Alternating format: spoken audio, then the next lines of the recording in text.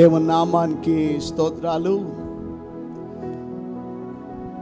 ఆరాధనలో మాతో కలిసి ఏకీభవిస్తున్నందుకు మీ అందరికీ ప్రభు అయిన యేసు క్రీస్తు నామములో మీ అందరికీ వందనములు. అందరూ ఎలా ఉన్నారు? మీ అందరి కొరకు మేము ప్రార్థిస్తున్నాం. మా కొరకు కూడా మీరు ప్రార్థిస్తున్నారని నమ్ముతూ దేవుణ్ణి స్తుతిస్తూ దేవుణ్ణి ఘనపరుస్తూ ఉన్నాం. ప్రతిరోజు కూడా మీకు శ్రేష్టమైన వాక్యాన్ని సాయంత్రాలు 7:30 నుండి 8:30 వరకు మేము అందిస్తూ ఉన్నాం.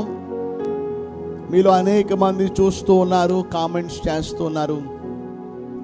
మరికొంతమంది చూడట్లేదు కనుక ఆదివారమే కాకుండా దయచేసి ప్రత్యేకంగా మీరందరూ కూడా నా మాట వింటారని నమ్ముచున్నాను. మీరు సాయంత్రాలు సోమవారం నుండి శనివారం వరకు మీరు తప్పక మీరు దేవుని మాటలు వినాలని మనవి చేస్తూ ఉన్నాను. ఈరోజు ఆరాధనని మనం ప్రారంభించుకుందాం. అందరూ కూడా తలలు వంచినట్లయితే, కళ్ళు మూసుకున్నట్లయితే ప్రార్థన చేసుకుందాం. మహాపరిశుద్ధమైన తండ్రి యేసయ్యా, మీకు వందనాలు, మీకు స్తోత్రాలు. ఎంత గొప్ప దేవుడువు తండ్రి. మీ ప్రేమకే మీకు వందనాలు చెల్లిస్తూ ఉన్నాం. మీ ప్రేమ ఎంతో శాశ్వతమైనది తండ్రి. మీ ప్రేమ మరువలేనిది తండ్రి. మీ ప్రేమ నిత్యము ఉండే ప్రేమ తండ్రి. మీ ప్రేమతో, మీ కృపతో మమ్మల్ని రక్షించారు. మీ బిడ్డలుగా ఏర్పాటు చేసుకున్నారు. విలువ పెట్టి మమ్మల్ని కొన్నారు. మీ సొత్తుగా చేసుకున్నారు. ఏమిచ్చి మీ రుణం తీర్చుకోగలము తండ్రి. మా విరిగి నలిగిన హృదయంతో మీ కృతజ్ఞతాస్తుతులు స్తోత్రాలు చెల్లిస్తూ ఉన్నాము తండ్రి. ఈ రీతిగా మేమందరము కలిసి ఒక కుటుంబముగా మిమ్మల్ని ఆరాధించడానికి మాకు ఇచ్చిన ఈ సమయాన్ని బట్టి వందనాలు చెల్లిస్తున్నాం. పాటల ద్వారా మీరే మహిమ పొందండి.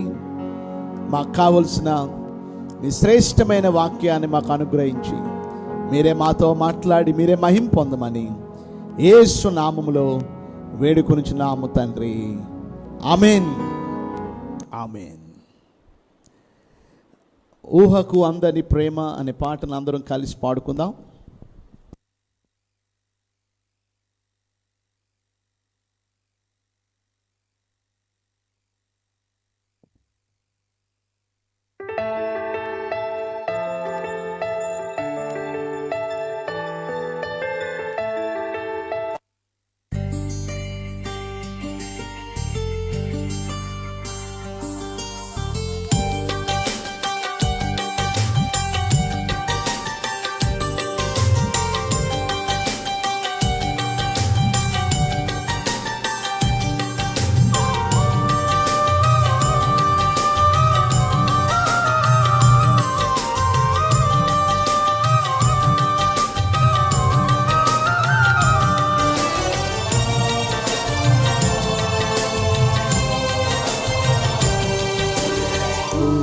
అందని ప్రేమ నా యేసు ప్రేమ, వెలకు అందని ప్రేమ నా యేసు ప్రేమ. తరాలెన్ని మారినా, యుగాలెన్ని గడచినా, జగాన మారనది యేసు ప్రేమ. తరాలెన్ని మారినా, యుగాలెన్ని మారినా, జగాన మారనిది యేసు ప్రేమ. ప్రేమ ప్రేమ నా యేసు ప్రేమ, ప్రేమ ప్రేమ నా తండ్రి ప్రేమ. ప్రేమ ప్రేమ నా యేసు ప్రేమ, ప్రేమ ప్రేమ నా తండ్రి ప్రేమ, ఊహకు అందని ప్రేమ, నా యేసు ప్రేమ, వెలకు అందని ప్రేమ, నా యేసు ప్రేమ. అందరం చప్పట్లతో మనిషి ప్రేమించుటకు స్వార్థం మూల కారణం.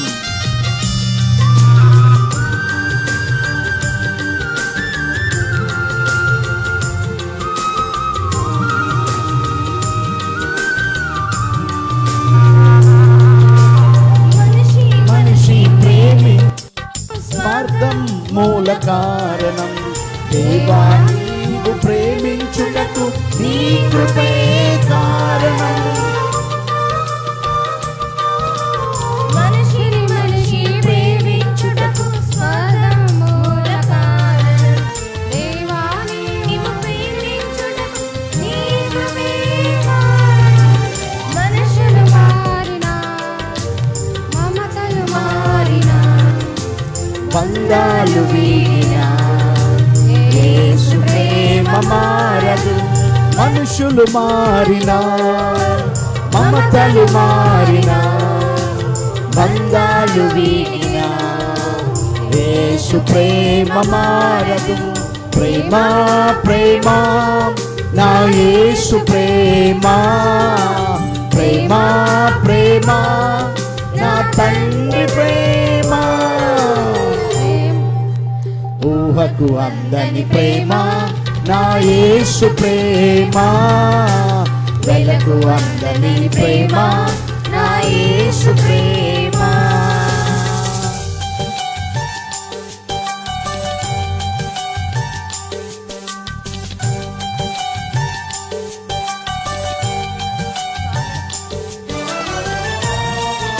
జీవితమంతా పోరాటం, ఏదో తెలియని ఆరాటం. పోరాటం, ఏదో తెలియని ఆరాటం. నిత్యము ప్రేమకు వెతకటం, దొరకకపోతే సంకటం. జీవితమంతా పోరాటం, ఏదో తెలియని ఆరాటం. నిత్యము ప్రేమకు వెతకటం, దొరకకపోతే సంకటం. మనుషులు ప్రేమ కొంచెం, ప్రేమకు కూడా లంచం. యేసు ప్రేమ శాశ్వతం, జీవితానికి సార్థకం. మనుషుల ప్రేమ కొంచెం, ప్రేమకు కూడా లంచం. యేసు ప్రేమ శాశ్వతం, జీవితానికి సార్థకం. ప్రేమ ప్రేమ నా యేసు ప్రేమ, ప్రేమ ప్రేమ నా తండ్రి ప్రేమ, ఊహకు అందని ప్రేమ, నా యేసు ప్రేమ, వెలకు అందని ప్రేమ, నా యేసు ప్రేమ.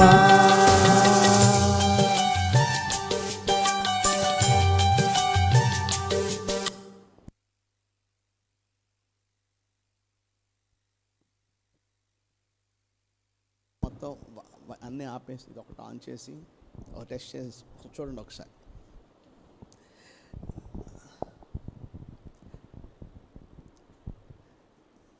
ఇది కూడా చూడండి ఒకసారి. ఇది ఏమైనా చూసుకోండి ఒకసారి. ఈ ఫ్లవర్స్ ఏమైనా అడ్డుగా ఉన్నాయి చూసుకోండి. ఓకే, దేవుని నామానికి స్తోత్రాలు. కొన్నిసార్లు సౌండ్ సిస్టము కొంత ఇబ్బంది పెడుతున్నప్పటికీ మరి దేవుని కృపను బట్టి ప్రతిరోజు కూడా ఈ రీతిగా దేవుని వాక్యాన్ని విరివిగా అందించడానికి దేవుడిచ్చిన ఈ మంచి సమయాన్ని బట్టి మేము దేవునికి వందనాలు చెల్లిస్తూ ఉన్నాం. ఎత్తి పెట్టుకునేది అది పేపర్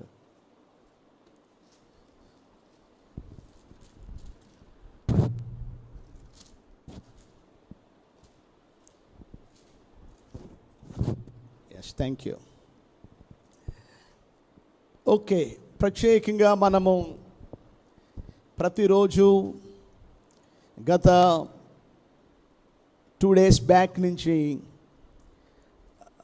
సర్మన్ ఆన్ సిన్, పాపము గురించి వాక్యాలు వింటూ ఉన్నాం.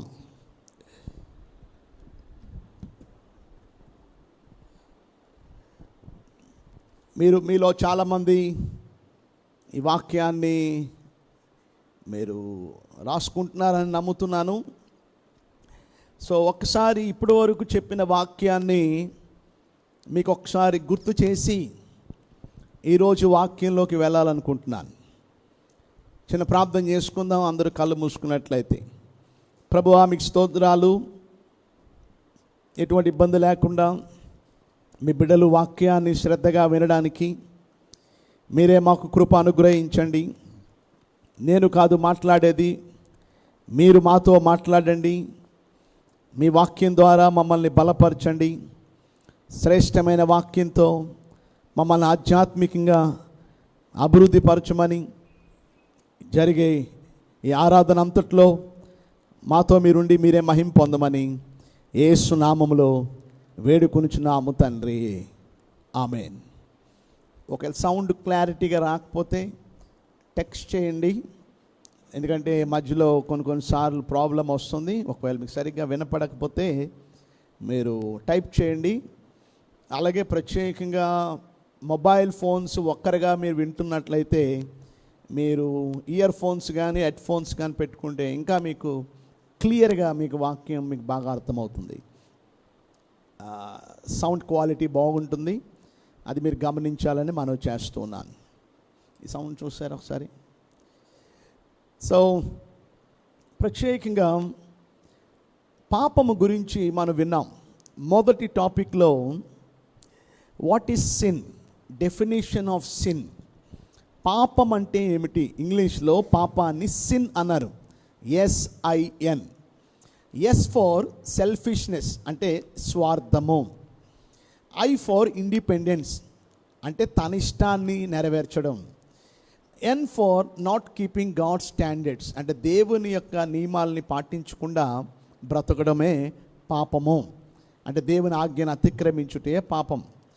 ఆరిజిన్ ఆఫ్ సిన్ మనం చూసాం. పాపం ఎక్కడ ప్రారంభమైందో మనం చూసాం. మొట్టమొదటిగా మరి సైతానుగా మారిన లూసిఫర్ మరి ప్రత్యేకంగా మరి పతనమైనట్టుగా మనం చూసాం. అక్కడి నుండి గర్వం అనే అహంభావంతో నేను కూడా దేవునితో సమానమే అనుకుని గర్వించాడు. తన టాలెంట్ చూసుకుని, తన పొజిషన్ చూసుకుని నష్టపోయాడు. అలాగే ఆదాము కూడా మొదటి వ్యక్తి. పాపము చేయడం వలన, తినవద్దన్న పండు తినుట వలన పాపము ఆరంభమైంది. మూడవ టాపిక్లో మనం చూసాం సిన్స్ ఆఫ్ కమిషన్ అంటే చేయకూడని పాపాలు ఏమిటో కొన్నిటిని మనం చూడడం జరిగింది. ఆ ఏంటో ఒకసారి మళ్ళా మీకు గుర్తు చేస్తున్నాను. ఒకటి, బ్రేకింగ్ గాడ్స్ లా, దేవుని యొక్క ధర్మశాస్త్రాన్ని మీరుటయే పాపము. రెండవది డిసొబీడియన్స్ టు గాడ్, దేవునికి లోబడకపోవడమే పాపం. మూడవది రిబెలియన్ అగెన్స్ట్ గాడ్, దేవుని మీద తిరుగుబాటు చేయుట పాపం. నాలుగవది లాలెస్నెస్, ఆజ్ఞ అతిక్రమమే పాపము. ఐదవది అన్రైచియస్నెస్ అనగా దుర్నీతి పాపము. ఆరోది గాడ్లెస్నెస్ అంటే భక్తి లేకపోవడం, భక్తిహీనత కూడా పాపమే. ఏడోది గోయింగ్ ఎస్ట్రే అంటే అర్థం దేవుని త్రోవలో నుండి తొలగిపోవడం, పక్కకి వెళ్ళిపోవడం. ఎనిమిదోది ఇనిక్విటీ అనగా దోషము పాపము. తొమ్మిదోది ఈవిల్ చెడుతనము, దుష్టత్వం పాపము. పదోది falling short of God's glory, దేవుని మహిమను పొందకపోవడం పాపము. 11వది ప్రైడ్ గర్వము. 12వది లివింగ్ ఇండిపెండెంట్లీ ఆఫ్ గాడ్ అంటే దేవుడు లేకుండా సొంతంగా తన ఇష్టానుసారంగా బ్రతకడం పాపం. ఇన్సిన్సియర్ లవ్, దేవుణ్ణి ప్రేమించకపోవడం, నీ సహోదరుని ప్రేమించకపోవడం, కపటమైన ప్రేమ కలిగి ఉండడమే పాపం. హిపోక్రసీ అంటే వేషధారణ పాపం. తర్వాత హేటింగ్ గాడ్, దేవుణ్ణి ద్వేషించడము పాపము. సో కొన్నిటిని మనం చూసాం. సిన్స్ ఆఫ్ కమిషన్ మనం చూసాం. మరొక రకమైన పాపాలు ఉన్నాయి. అవి ఏంటంటే సిన్స్ ఆఫ్ ఒమిషన్. కమిషన్ అంటే ఏంటి, ఒమిషన్ అంటే ఏంటో మీరు అడగచ్చు. కమిషన్ అంటే చెయ్యకూడనివి చేయడం పాపం. ఒమిషన్ అంటే చెయ్యవలసినవి చేయకుండా దాటి వెళ్ళిపోవడం. చేయవలసినవి మంచివి నువ్వు చెయ్యాలి, కానీ అవి చేయకపోవడం కూడా పాపమే. చెయ్యకూడనివి నువ్వు చేస్తే దేవుని తీర్పు ఎలా నీ మీద ఉంటుందో, చేయవలసినవి చెయ్యకపోయినా దేవుని తీర్పు ఉంటుంది అనే విషయాన్ని మనం తెలుసుకోవాలి. సో అందులో నుండి నిన్న అంటే ఫ్రైడే మనము మొదటి వాక్యం చూసాం. Following to do what is right అంటే అర్థం, సత్యము ఏది చెయ్యాలో మేలైనది చెయ్యి ఎరిగియు అలాగూ చెయ్యని వానికి పాపము కలుగును. అంటే దాని అర్థం ఏంటంటే మేలైనది చెయ్యి ఎరిగి అంటే the one who knows the right thing to do but doesn't do it is sin. అది తెలుసు, అది మంచి అని తెలుసు కూడా నువ్వు చేయకపోవడం, అది మేలైందని తెలుసు కూడా నువ్వు చేయకపోవడం, సువార్త ప్రకటించడం నీకు తెలుసు, అలా చేయకపోవడం తప్పు. ఇతరులకు ఉపకారం చేయడం నీకు తెలుసు, కానీ అలా చేయకపోవడం ఏమండి నీకు సాధ్యమైనంత వరకు నువ్వు తెలిసినవన్నీ కూడా నువ్వు చేయాలి. మంచి అని నీకు తెలుసు కూడా అలా చేయకపోవడం కూడా పాపమే. సో ఉదాహరణ కూడా మీకు చెప్పాను. ఇద్దరు తండ్రి కొడుకులు పెళ్ళికి వెళ్ళారు, కానీ ఆ పెళ్లి భోజనశాలలో 2 బల్లులు ఆ స్లాబ్ మీద నుండి కోడి కూరలో పడిపోయాట. ఆ వంట మేస్త్రి చూడలేదు. ఎప్పుడైతే ఆ 2 అందులో పడ్డాయో వేడి వేడి కూరలో ఆ 2 బల్లులు కరిగిపోయాయి.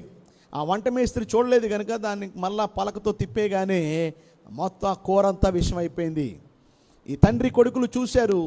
వారు ఏమనుకున్నారంటే ఈరోజు మనం ఇక్కడ పెళ్లిలో భోజనం చేయొద్దు, మనం ఇంటికి వెళ్ళిపోదామని వారు ఇంటికి వెళ్ళిపోయి వేరే హోటల్లో భోజనం చేసి పోయారట. ఉదయాన్నే పేపర్ చూస్తే పేపర్లో వార్త ఏమిటంటే సుమారు చిన్నపిల్లలు 20 మంది చనిపోయారు, 150 మంది అస్వస్థత పాలై హాస్పిటల్లో ఉన్నారు. ఆలోచించండి, దీనికి కారణం ఎవరు చెప్పండి? తప్పు చేసింది ఎవరు చెప్పండి? నేనంటాను ఆ తండ్రి కొడుకులు. ఎందుకంటే వారికి తెలుసు కూడా వారు చెప్పకపోవడం, వారు తెలుసు కూడా వారు ఆ రహస్యాన్ని దాచిపెట్టడం, అది వారు చేసిన తప్పు. వారి వలన అమాయకులు చనిపోయారు. ఈరోజు అనేక మందికి సువార్త ప్రకటించవలసిన బాధ్యత మన మీద ఉంది. వారు వినను వినకపోయాను, అయ్యా ఇది తింటే మీరు చనిపోతారని వారు చెప్పినా వారు వినకపోతే మా ఇష్టమయ్యా మేము తింటామని వారు తింటే అది వారు విజ్ఞప్తికి వదిలేయాలి. అలాగే సువార్త చెప్పవలసిన భారం, సువార్త ప్రకటించవలసిన భారం మన మీద ఉంది. తప్పక ప్రతి ఒక్కరూ మనం చెప్పాలి. బైబిల్ సెలవిస్తుంది, అయ్యో సువార్తను ప్రకటించకపోయిన ఎడల నాకు శ్రమ. కనుక తప్పక మనకు తెలిసిన వార్త, యేసయ్యే మోక్షానికి మార్గం, యేసయ్య వలనే పాప క్షమాపణ, యేసయ్య ద్వారానే మనం పరలోకానికి వెళ్ళగలం అనే సత్యాన్ని నీకు తెలిసిన ఆ వార్తను నువ్వు ఇతరులకి చెప్పకుండా ఉండకూడదు. సో మొదటిది following to do what is right. మేలైనది చేయి ఎరిగియు అలా చేయని వానికి పాపము కలుగును. రెండవ పాపము ఏంటి అంటే దేవుని యొక్క వాక్యం సెలవిస్తుంది. దేవుని యొక్క వాక్యంలో చూడండి, సెకండ్ పాయింట్ రాసుకోండి. కొన్ని వాక్యాలు ఆల్రెడీ అయిపోయాయి కనుక నేను అవన్నీ స్కిప్ చేస్తున్నాను. సో నాట్ హ్యావింగ్ ఫెయిత్, విశ్వాసం లేకపోవడం కూడా పాపమే. వింటున్నారండి? విశ్వాసము లేకపోవడం కూడా పాపమే. చూడండి, అక్కడ రాయబడి ఉంది రోమీలు 14:23లో, అనుమానించువాడు తిని ఎడల విశ్వాసం లేకుండా తినును గనుక దోషి అని తీర్పు నందును. విశ్వాసం మూలము కానిది ఏదో అది పాపము. సో విశ్వాసం కానిది ఏదో అది పాపం. సో దేవుని బిడ్డలు విశ్వాసం లేకపోవడం కూడా పాపమే అనే విషయాన్ని మనం గమనించాలి. అబ్రహాము గురించి మనం చదువుతున్నాం. రోమీలు 4:18-22 వచనాలు మీరు గమనిస్తే అక్కడ రాయబడింది చూడండి. 19వ వచనంలో, అతడు విశ్వాసమునందు బలహీనుడు కాక రమారమి 100 ఏండ్ల వయసు గలవాడే. ఎంతండి వయసు అయింది? 100 years. అప్పటికి తన శరీరం మృతత్వలమైనట్టు, ఆయన శరీరం తనకు సహకరించట్లేదు, ఆయన శరీరం అంతా బలం శక్తిహీనుడైపోయాడు. అయినప్పటికీ కూడా ఈవెన్ శారా గర్భం మృతత్వలమైనట్టు ఆలోచించను కానీ, అంటే బిడ్డలు కలగడం అనేది అసాధ్యం, అసంభవం. కానీ దేవుని యొక్క వాక్యం సెలవిస్తుంది. దేవుని యొక్క వాక్యంలో మీరు గమనిస్తే చూడండి, 21వ వచనం, దేవుని మహిమపరిచి 20వ వచనం, అవి స్వాస్యము వలన దేవుని వాగ్దానమును గూర్చి సందేహింపక, అండర్లైన్ చేసుకోండి ఆ మాట, సందేహింపక. అంటే అబ్రహాము 100 ఇయర్స్లో కూడా దేవుడు తప్పక వాగ్దానం చేశాడు, నాకు దేవుడు బిడ్డని ఇస్తాడు, నమ్మాడు, సందేహించలే. ఈరోజు సందేహించడం పాపం. ఏమండి, అవిశ్వాసం పాపం. బైబిల్లో సందేహించిన వాడు ఎవరైనా ఉన్నారా అంటే మీకు అందరికీ తెలుసు, యేసు ప్రభు శిష్యుల్లో ఏమండి తోమా మీకు బాగా గుర్తొస్తాడు. ఒకసారి ఆ వాక్యం కూడా మీకు ఒకసారి చూపిస్తాను చూడండి. యోహాను సువార్త 20వ అధ్యాయము 25 నుండి 27 వరకు. కనుక తక్కని శిష్యులు మేము ప్రభును చూచితిమని అతనితో చెప్పగా, అతడు నేను ఆయన చేతుల్లో మేకులు గుర్తులు చూచి నా వ్రేలు మేకులు గుర్తులో పెట్టి నా చెయ్యి ఆయన ప్రక్కలో ఉంచితేనే కానీ నమ్మనని వారితో చెప్పాను. చూసారా ఏం చేశాడట? ఆయన చేతులు మేకులు గుర్తుల్లో చాచి ఆయన వ్రేలు ఆ మేకులు గుర్తుల్లో పెట్టి నా చెయ్యి ఆయన ప్రక్కలో ఉంచితేనే కానీ నమ్మనంటున్నాడు. 26వ వచనంలో, 8 దినములైన తర్వాత ఆయన శిష్యులు మరలా లోపల ఉన్నప్పుడు తమ వారితో కూడా ఉండెను. తలుపులు ముయ్యబడి ఉండగా యేసు వచ్చి మధ్యను నిలిచి, మీకు సమాధానము కలుగునుగాక అనెను. సో ఇప్పుడు ప్రత్యేకంగా యేసయ్య తోమా ఉన్నప్పుడు యేసయ్య మరలా వచ్చారు. కనుక ఇక్కడ మీరు గమనిస్తే దేవుని యొక్క వాక్యంలో ఇప్పుడు యేసయ్య డైరెక్ట్గా ఇప్పుడు తోమాతో మాట్లాడుతూ ఉన్నాడు. చూడండి దేవుని యొక్క వాక్యంలో నెక్స్ట్ వచనం మీరు గమనిస్తే చూడండి. తర్వాత తోమాను చూచి 27వ వచనంలో, వ్రేలు ఇటు చాచి నా చేతులు చూడుము. తోమా, నీ వ్రేలు ఇటు చాచి నా చేతులు చూడు. అంటే మానిపోయిన గాయాలని మళ్ళా ఆయన తోమా మళ్ళా ఒకసారి చూడు అంటే ఆయన ఇంకా రేపుతున్నాడు ఆ గాయాన్ని. నీ చెయ్యి చాచి నా ప్రక్కలో ఉంచి, అండర్లైన్ చేసుకోండి ఆ మాట, అవిశ్వాసివి కాక విశ్వాసివై ఉండుము. ఈరోజు దేవుని బిడ్డలు ఎప్పుడు అవిశ్వాసం చెందకూడదు, మనం అపనమ్మకము చెందకూడదు, మనం సందేహింపకూడదు. నువ్వు సందేహిస్తున్నావంటే, నువ్వు అవిశ్వాసం చెందుతున్నావంటే, అపనమ్మకంతో ఉన్నావంటే నువ్వు అన్యుడివే కానీ దేవుని బిడ్డవు కాదు. ఎందుకంటే అవిశ్వాసము పాపము. కొంతమంది ఎప్పుడు దిగాలుతోనే ఉంటారు. ఎందుకంటే రేపు ఏం జరుగుతుందో, 2 నెలల నుంచి పనులు లేవు, ఏమండి పనులు ఉంటాయో ఊడిపోతాయో, రేపు నా పరిస్థితి ఎలాగా, ఈ అప్పులు ఎలా తీరుతాయి, రేపు ఈ ఫీజులు ఎలా కట్టాలి, రేపు ఎలా భోంచేయాలి. ఈరోజు చాలామంది రేపటి గురించి ఆలోచిస్తూ ఉంటారు. కానీ బైబిల్ సెలవిస్తుంది, ఏ నాటికీడు ఆ నాటికి చాలును. రేపటి గురించి మనం వరి అవసరం లేదు. ఆల్రెడీ మీకు వరి గురించి వాక్యం చెప్పాను మీకు. సో చింతించవద్దు, భయపడవద్దు. దేవుడు అనుమతి లేకుండా ఏది జరగదు. కొంతమందికి కరోనా వైరస్ వలన కూడా కొంతమంది సందేహం, ఇంకెన్ని నెలలు ఉంటుందో, ఇంకెన్ని సంవత్సరాలు ఉంటుందో, రేపు ఎలాగా ఏమిటి అని. Don't worry. ప్రతిదీ దేవుడు ఆధీనంలో ఉంది కనుక దేవుడు తప్పక దేవుడు సమస్తాన్ని దేవుడు తన చిత్తానుసారంగా దేవుడు జరిగిస్తాడు. కనుక భయపడకుండా ధైర్యంగా మనం నిలబడాలి, అవిశ్వాసాన్ని విడిచిపెట్టాలి. ఒక మాట మీద చెప్పమంటారా? ఇశ్రాయేలీలు వారు ఎర్ర సముద్రం దాటారు, కనానులోకి వెళ్ళడానికి సిద్ధపడ్డారు. పాలు తేనెలు ప్రవహించే దేశం వారికి వాగ్దానం చేసినట్టుగానే దేవుడు ఇస్తానని దేవుడు చెప్పిన ప్రకారమే ఇవ్వడానికి సిద్ధపడ్డాడు. కానీ బయలుదేరిన 22 లక్షల మందిలో 22 lakhs 22 లక్షల మందిలో ఎంతమంది వెళ్ళారో మీకు తెలుసా? ఏమండి, బయలుదేరిన వారిలో 2, వారే కాలేబు, యెహోషువ. మిగతా వాళ్ళందరూ కూడా 40 సంవత్సరాలు అరణ్యములో రాలిపోయారు. ఎందుకు రాలిపోయారు వారు? ఎందుకు వీరిద్దరు మాత్రమే ఎందుకు వెళ్ళారు? కారణం ఒకటే, వీరు దేవుని విశ్వాసం ఉంచారు. వారందరూ దేవుని మీద అవిశ్వాసాన్ని కనుపరిచారు. వారు నమ్మలేదు కనుకనే వారు అరణ్యంలో రాలిపోయారు. చూడండి ఆ వాక్యాన్ని కూడా మీతో చదువుతాను ఒకసారి. హెబ్రీయులు రాసిన పత్రిక చూడండి ఒకసారి.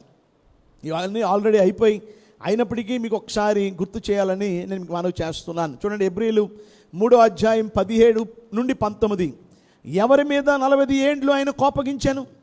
సో అవిశ్వాసం చెందిన వారు, అవిశ్వాసముతో మాట్లాడేవాళ్ళు, ఏమంటే అవిశ్వాసం కలిగిన వారితో దేవుడు వారి ఎడల కోపాన్ని, ఆయన ఉగ్రత వారి మీద ఉంటుంది అనే విషయాన్ని మనం గమనించాలి.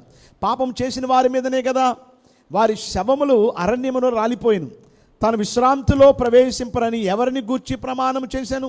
అవిధేయులైన వారిని గూర్చే కదా. 19వ వచనం చూడండి, అండర్లైన్ చేసుకోండి ఈ వాక్యాన్ని.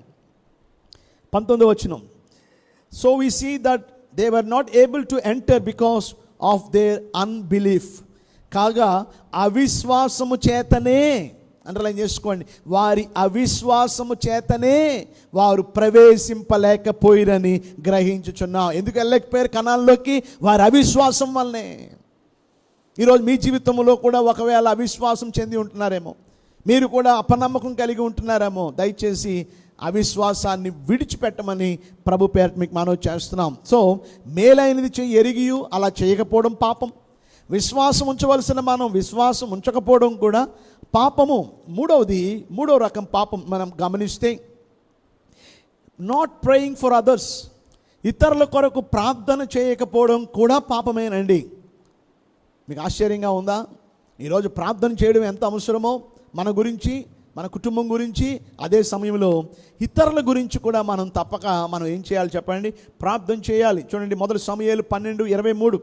నా మట్టుకు నేను మీ నిమిత్తం ప్రార్థన చేయటం మానుట వలన యెహోవాకు విరోధముగా పాపము చేసిన వాడినగుదును. చూసారా? మీ నిమిత్తము ప్రార్థన చేయుట మానుట వలన, ఎవరి నిమిత్తం?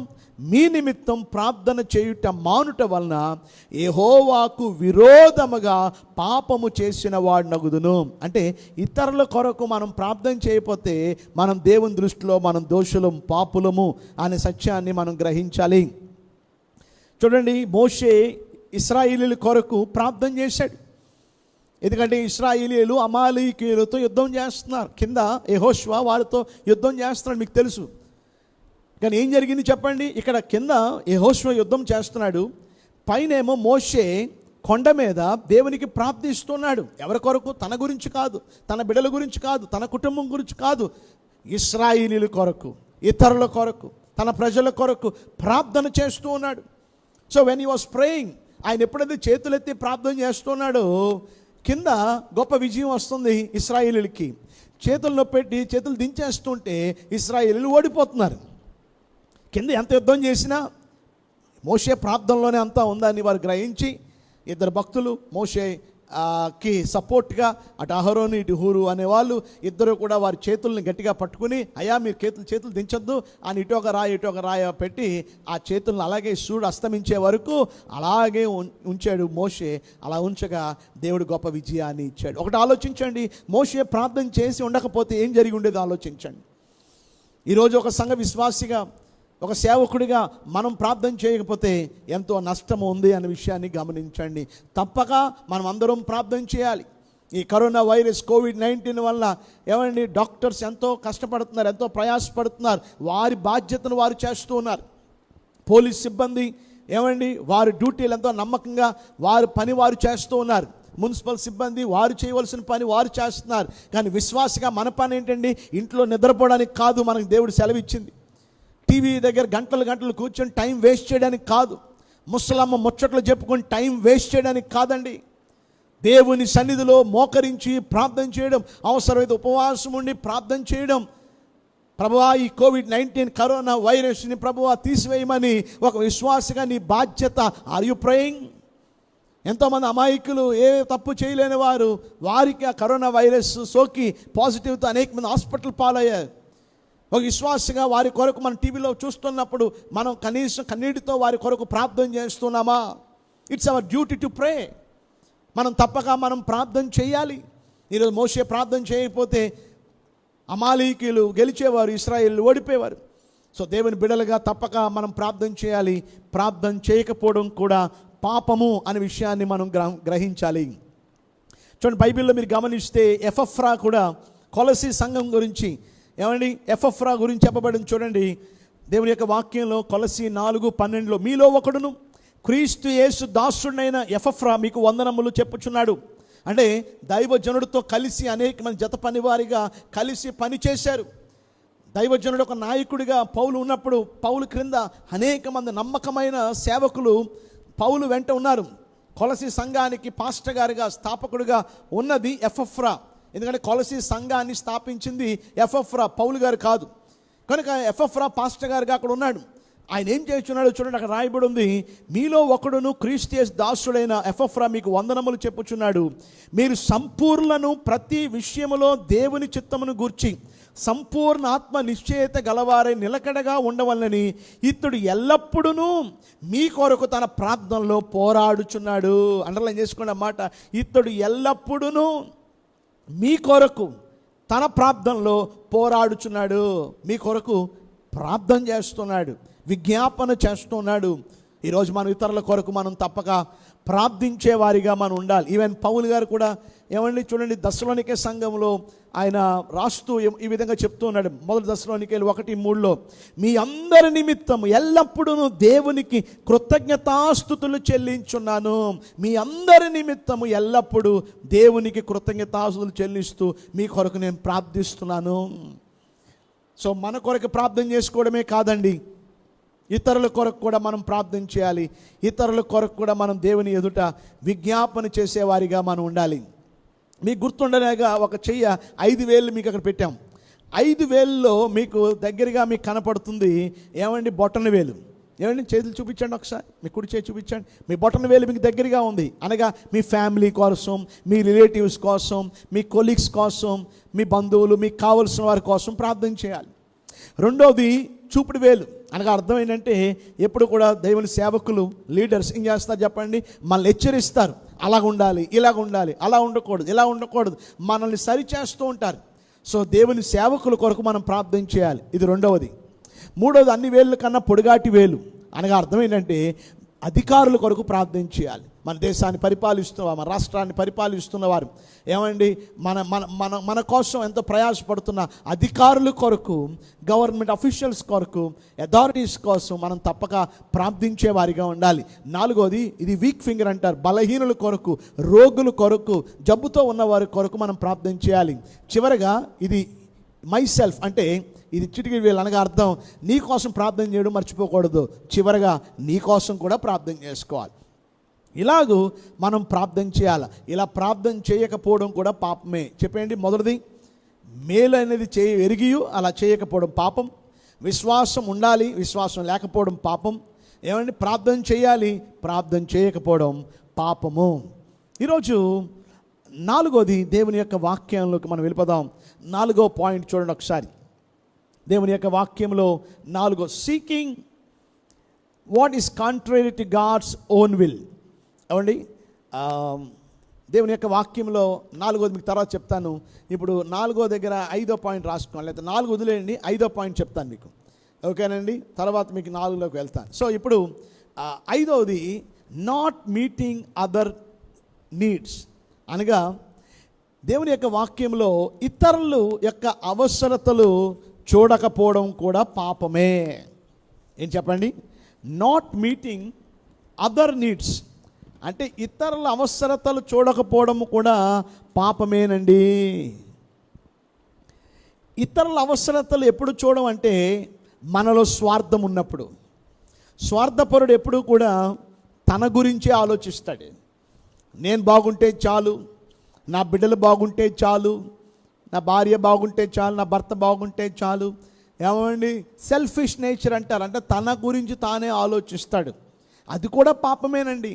ఇతరుల గురించి కూడా మనము ఆలోచించే వారిగా ఉండాలి. మీరు అనుకోవచ్చు, ఇతరుల గురించి ఎందుకు మనం ఆలోచించాలి, ఇతర సంఘ బిడ్డల కొరకు మనం ఎందుకు ఆలోచించాలి? ఎందుకు ఆలోచించాలంటే, రోమీయులకు రాసిన పత్రిక 12:1 ఏమని రాయబడిందంటే, we are all one body in Christ. మనమందరము క్రీస్తు యొక్క శరీరములో భాగములై ఉన్నాము. సో ఈరోజు మనము ఒక శరీరములో భాగమై ఉన్నాం. సో సంఘం అంతా కూడా క్రీస్తు శరీరములో అవయవాలు ఉన్నాయి.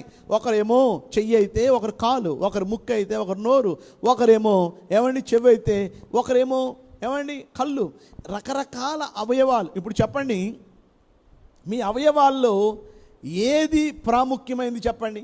మీ అవయవాల్లో లోపల కొన్ని ఉన్నాయి, బయట కొన్ని ఉన్నాయి. ఏవి ప్రాముఖ్యమైనవి చెప్పండి? నేనంటాను అన్నీ ప్రాముఖ్యమైనవే. ఏమండి, ఈ కళ్ళు ఏమండి చెబుతో నువ్వు నాకు అవసరం లేదు అని ఒకవేళ కళ్ళు చెబుతో అందనుకోండి, చెవి లేకుండా మనిషి జీవించగలడా? ఏది వినపడదు.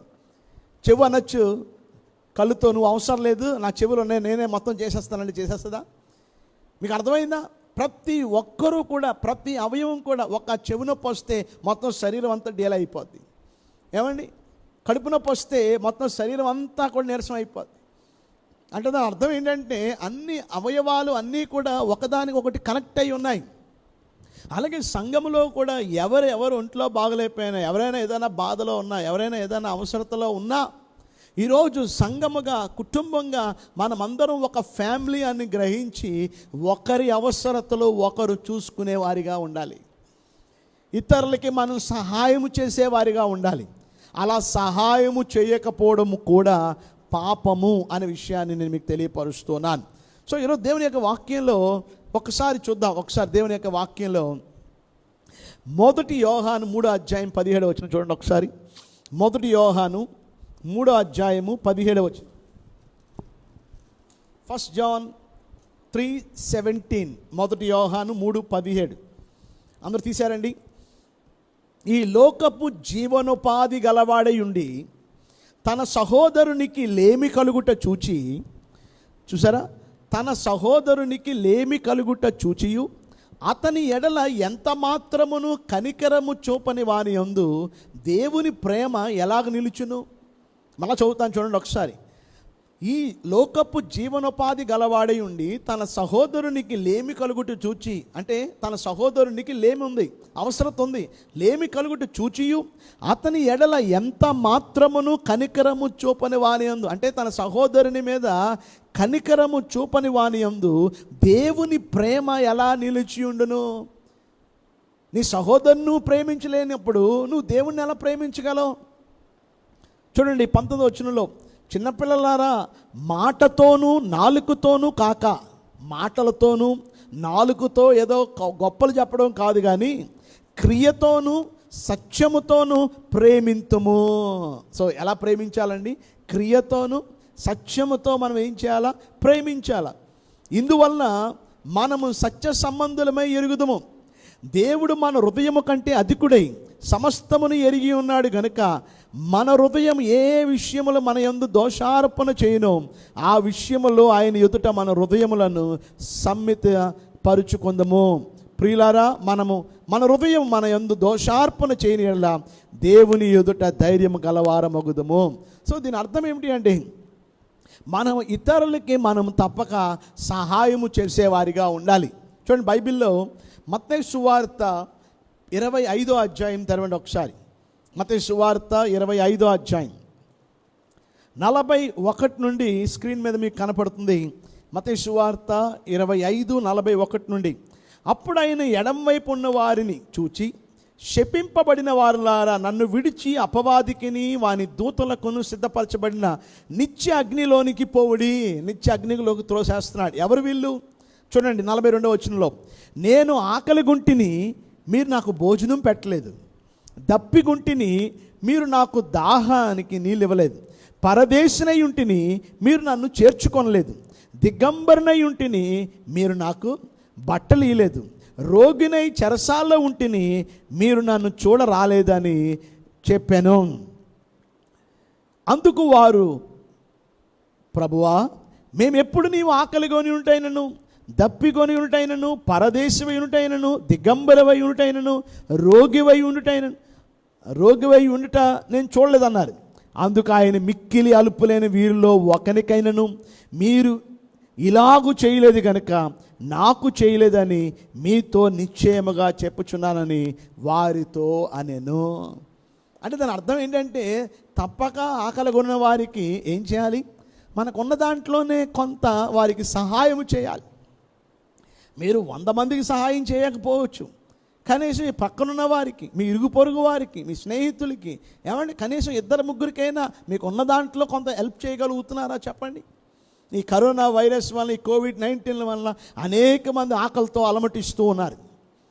సరైన ఆహారం లేక ఏమండి ఎంతోమంది ఏమండి బాధపడుతూ ఉన్నారు, ఆకలితో అల్లాడిపోతూ ఉన్నారు. ఈరోజు మన బాధ్యత, మనం వారికి హెల్ప్ చేయాలి. కొంతైనా మనకున్న దాంట్లో కొంత సహాయము చేయాలి. దిగంబరినై ఉంటేని మీరు నాకు బట్టలు ఇచ్చితరా అన్నాడు. ఈరోజు కనీసం మనం ఎవరికైనా వస్త్రాలు ఇస్తున్నామని చెప్పండి.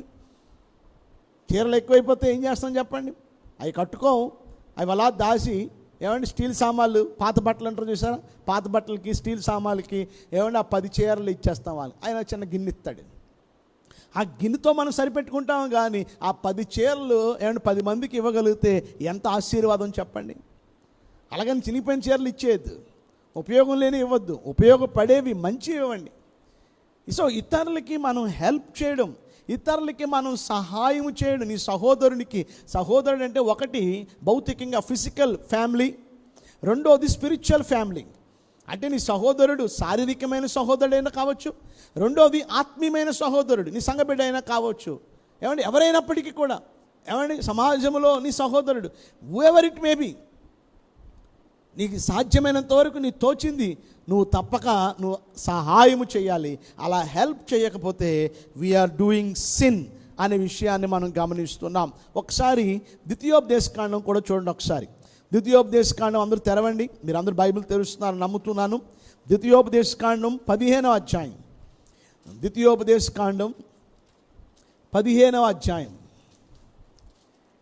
ద్వితీయోపదేశకాండం 15వ అధ్యాయము 7వ వచనం నుంచి చదువుతాను చూడండి. ఒకసారి చూడండి, ద్వితీయోపదేశకాండం 15:7. నీ దేవుడైన యెహోవా నీకిచ్చుచున్న దేశమందు నీ పురములో ఎక్కడైనను నీ సహోదరులో ఒక బీదవాడు ఉండిన ఎడల, బీదవాడే నీ సహోదరుని కరుణింపకుండా హృదయమును కఠినపరచుకొనకూడదు. నీ చెయ్యి ముడుచుకొనక వాని కొరకు అవశ్యముగా చెయ్యి చాచి వాని అక్కరు చొప్పున అక్కరకు చాలినంత అవశ్యముగా వానికి అప్పియవలెను. విడుదల సంవత్సరమైన 7 సంవత్సరం సమీపమైనందున చెడ్డ తలంపు నీ మనస్సులో పుట్టక ఉన్నట్లు జాగ్రత్త పడుము. బీదవాడైన నీ సహోదరుని ఎడల కటాక్షము చూపక నీవు వానికి ఏమీ ఇయ్యకపోయిన ఎడల వాడు ఒకవేళ నిన్ను గూర్చి యెహోవాకు మొరపెట్టును, అది నీకు పాపమగును. కనుక నిన్ను ఎవరైనా అడిగినప్పుడు తప్పక నీకున్న దాంట్లోనే, నేను అప్పు చేసి ఇమ్మంటలే, నీకున్న దాంట్లోనే ఏమండి కొంత వారికి షేర్ చేయడం. అలా నువ్వు చేయకపోతే ఆ వ్యక్తి, ఆ పేదవాడు మొర్రపెడితే అది నీకు పాపమగునని దేవుని వాక్యం సెలవిస్తుంది.